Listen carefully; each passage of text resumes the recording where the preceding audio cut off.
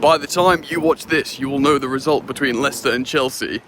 I'm here on my morning run in the freaking rain. I'm about to hop into the studio and react to that result.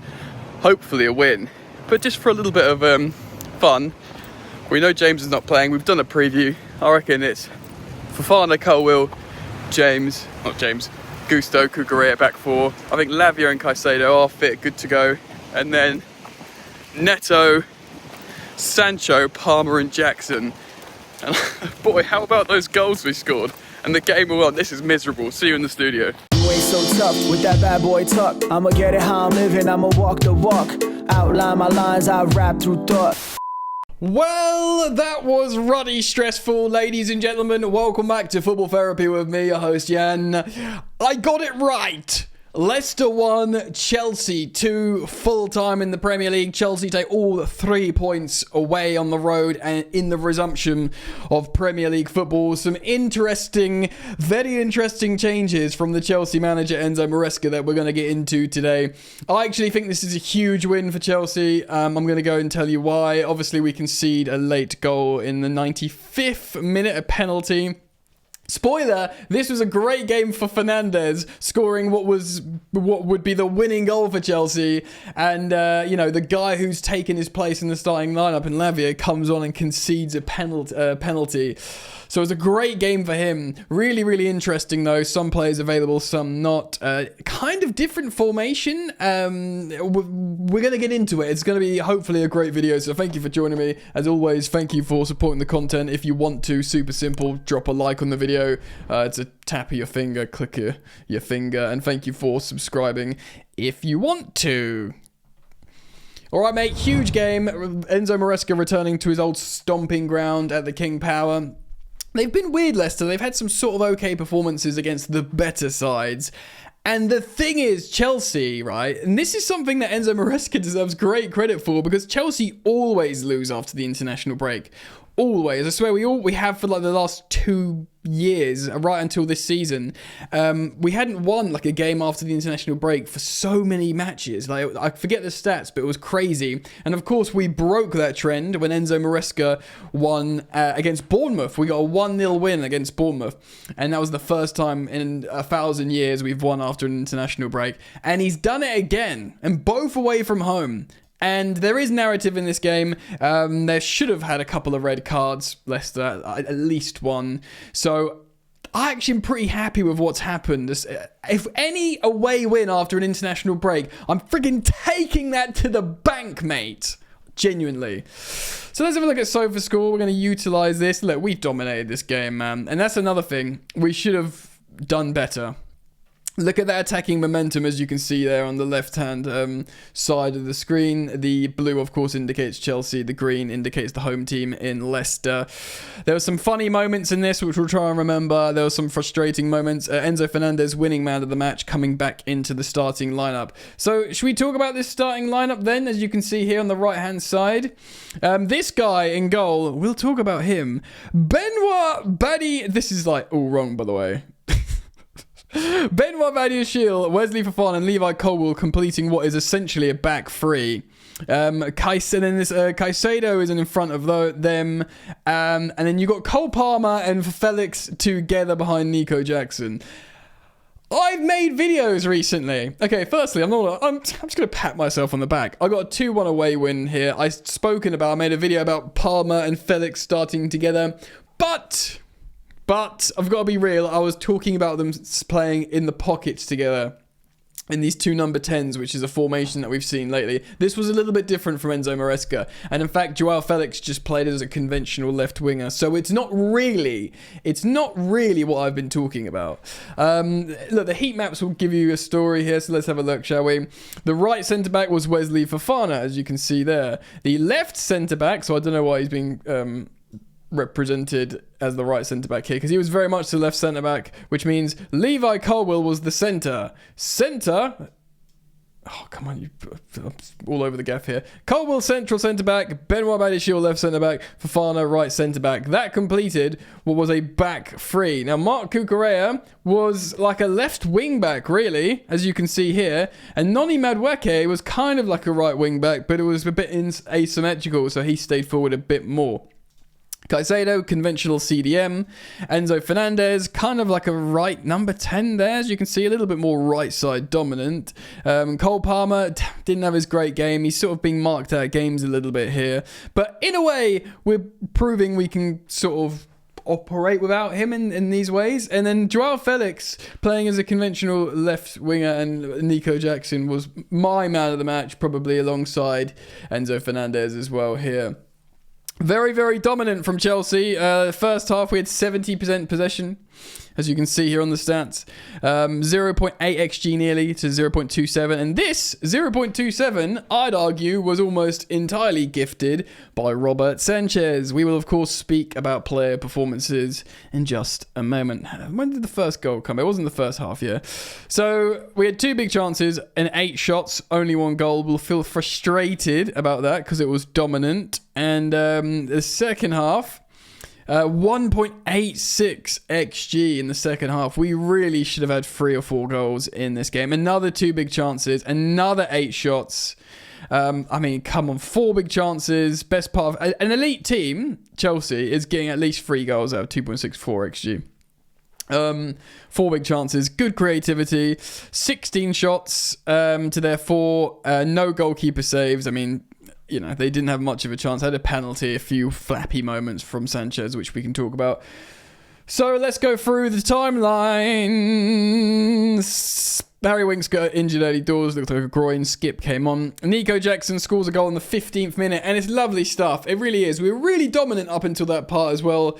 This goal, absolutely. I know it was an Enzo Fernandez assist, and he does deserve credit for that, but it's all about Nico, this goal.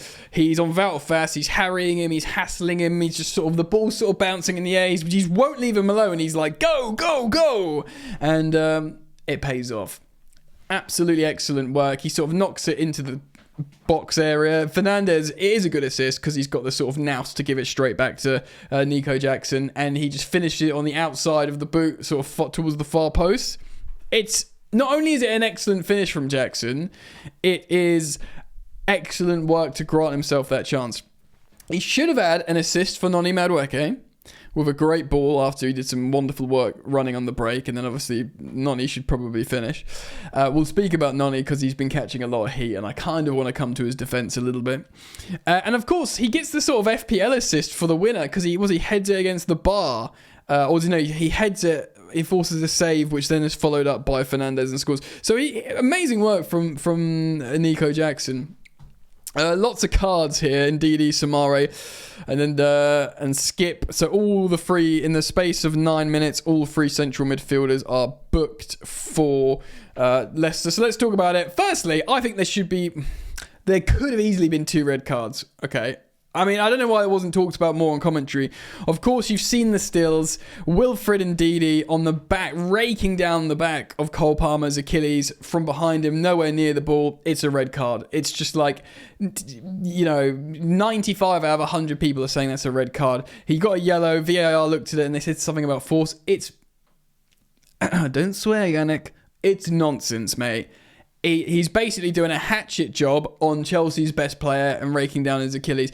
It is a red card every day of the week, and 2 on Sunday. Absolute bollocks.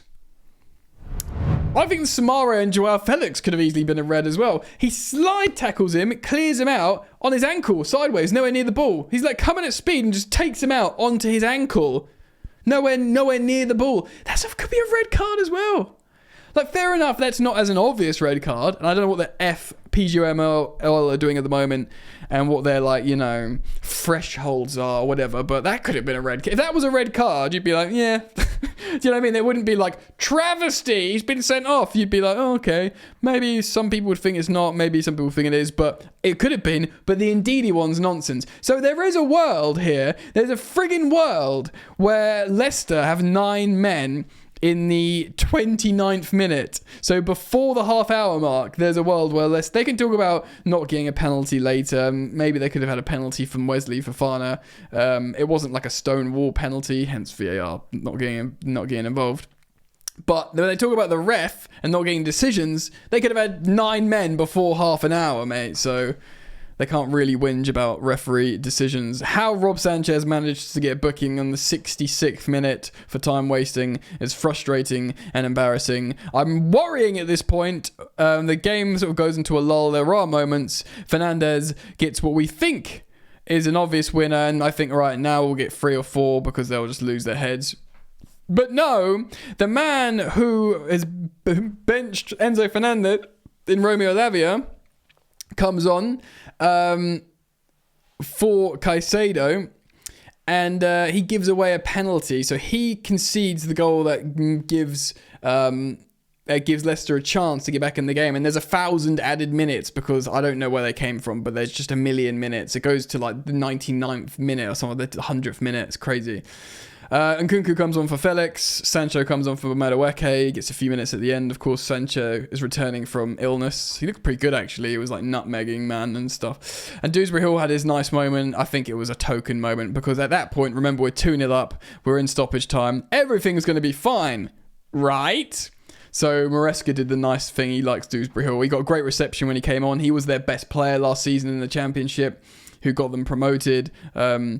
And yeah, it was a nice moment for him. But obviously, Lavio's come on. He's got a yellow card. It's a stonewall penalty. I don't know.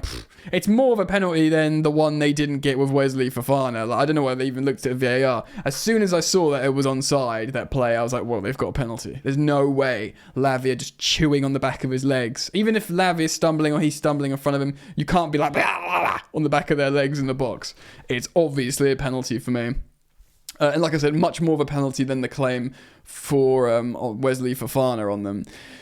So Sanchez gets a hand to it. I'm not going to have a go at Sanchez for, not saving it. But we managed to see out the game and get massive 3 points. But let's quickly talk about player performances then. All right, let's talk about the goalkeeper. He's not good, is he? Freaking look at this, guys. 2 out of 30. He completed 2 out of 13 long balls.